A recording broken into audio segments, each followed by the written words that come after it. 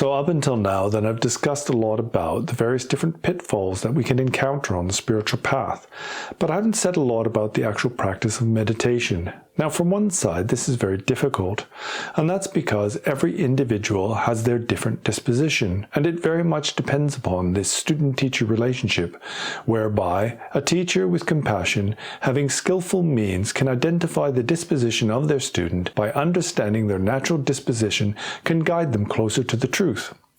But if we're going to discuss the actual practice of meditation, then first it's worth looking at what is the purpose of meditation, and moreover, how can meditation help us to achieve that goal? The actual purpose of meditation is to bring to an end all suffering and achieve a state of permanent and ultimate well-being. Now, this is quite difficult. Meditation can, however, help us to navigate the mundane challenges that arise in our daily lives. For example, it can help us to be more productive in the workplace, be a better lover or parent, but also to be a better member of our society. The first question to ask is, why do we suffer? And usually we look outside for the answer to this question.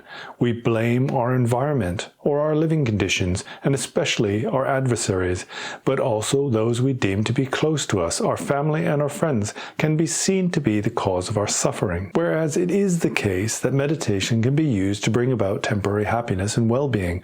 For example, we can take aspirin to alleviate the temporary feelings of discomfort and suffering that arise from illness. But this is only symptomatic relief. We all know that it doesn't get to the root of the problem. Ultimately, the goal is to once and for all finally eradicate the very root of suffering. And as I said before, then there are two types of meditation, Shamata and Vipassana. Now, the term meditation itself means familiarization or habituation, and it is this habituation that acts as the remedy to the primary causes of our suffering. Shamata and Vipassana are respectively related to method and wisdom, but you can also say that Shamata is a form of habituation that relies on conditioning or training. That's where we condition or familiarize ourselves with practicing virtue. And Vipassana is habituation through deconditioning. That's where we undo our mistaken assumptions about the world in which we live. So what is the root or principal cause of our suffering? Now, we can think about this in two ways. One, we suffer because we do not have control over our minds. Now, we can see this very clearly. For example, if somebody bumps into us in public, of course they didn't mean to bump into us, but if our natural habitual tendency is to get angry and lash out, then this only makes the situation worse. Also, we are desirous, and if we desire things like fatty foods or cigarettes and alcohol, then we know that there are long-term consequences to this habit, and that it is a negative result and causes us suffering in the future. And so Shamata is a technique that allows us to gain control over our mind. But not only that, to find some peace and tranquility, a sense of stability and continuity. It's what gives us mindfulness in our practice. The second way in which we suffer, and really this is the primary cause of our suffering, is ignorance. That is, not understanding the way things are. In fact, what we do is we build up a huge conceptual fallacy about the world and the people in it.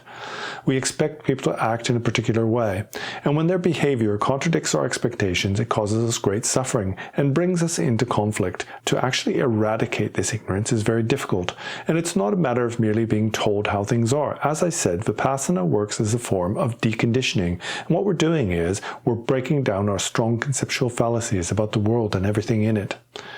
But this is extremely difficult, and actually teaching Vipassana meditation is not easy in any way. You often hear that Vipassana meditation is merely resting in the present moment and just observing whatever thoughts and experiences arise. And although this is a useful way of developing insight, it is not insight itself. And this is not something that can be taught in a generalized manner. You can't just give one single teaching in meditation and that will apply to everyone, but especially when it comes to Vipassana meditation, because insight itself very much depends on the individual's conceptual fallacies, the way they perceive the world, their natural disposition, and everybody is different in this regard. And also, what you need is a teacher who themselves has this insight, and based on understanding their own conceptual fallacies, their own mistaken assumptions about reality, then they can guide others closer to the truth. And so the first thing that we are going to approach on this series of instructions on meditation is Shamata, and the various different techniques that are applied in Shamata to gain control over the mind, but also to achieve a state of peace and tranquility. Now, the general principle is that we are carried away by our negative emotions, right? We have anger and desire and ignorance, jealousy and pride, and these things motivate us to non-virtuous acts. So what we need primarily is mindfulness.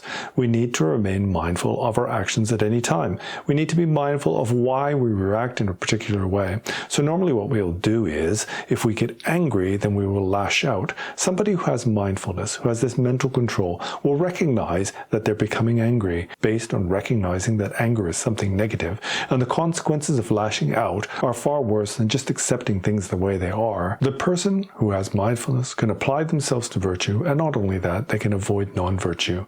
So how is it that meditation helps us to do this? Well, as I said, the problem is we don't know how to control our mind. So really, Shamata is merely a training in controlling the mind. It's not only controlling the mind, but stopping the mind from becoming agitated or upset. And if you believe what the Buddha taught, then what upsets us is our negative habitual tendencies, our negative emotional content, anger, desire, ignorance, that sort of thing. So in general, what we do is we use an object or a focal point for our meditation, and there is a huge variety in the different types of objects we can use. And in general, then you can classify them as being more coarse or more subtle. So the coarser objects are ones that are easier to focus on.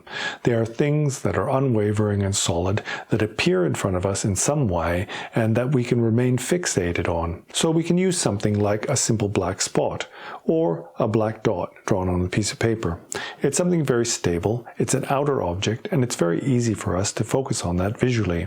And this allows us to remain focused without distraction more easily than if we were to use a subtle object, for example, a thought or a sensation in our body. Now, in terms of which focal object you use, then that very much depends upon your ability.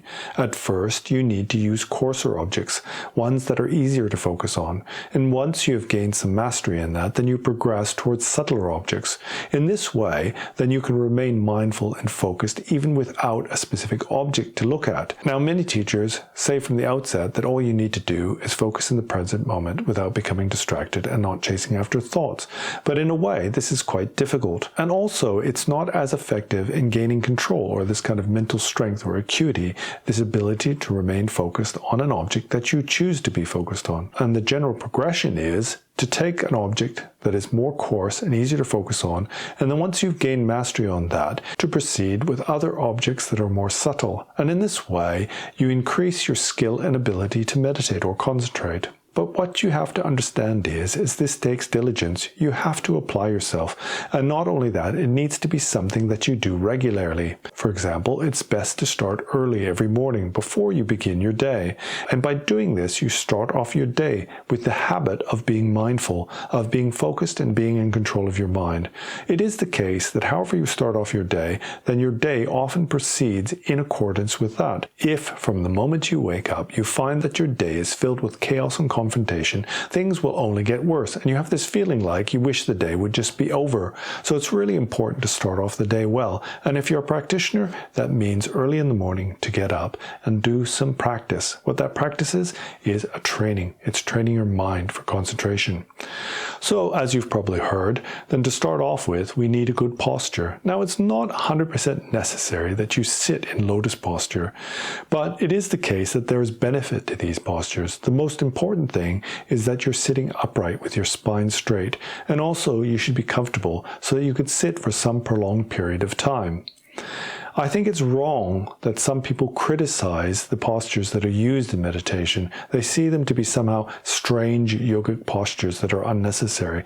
Well, there's a reason why these are taught, and there's great benefit to be had from them. The other thing that's really important is you shouldn't be driven by your likes and your dislikes. For example, if you don't like sitting up straight and so you slouch, then things will never improve. You need to push your boundaries slowly. You need to challenge yourself bit by bit, but don't try to challenge yourself too much at the beginning. You should progress slowly over time and develop a firm and steady habit in your meditation. And that's why it's important to do this regularly.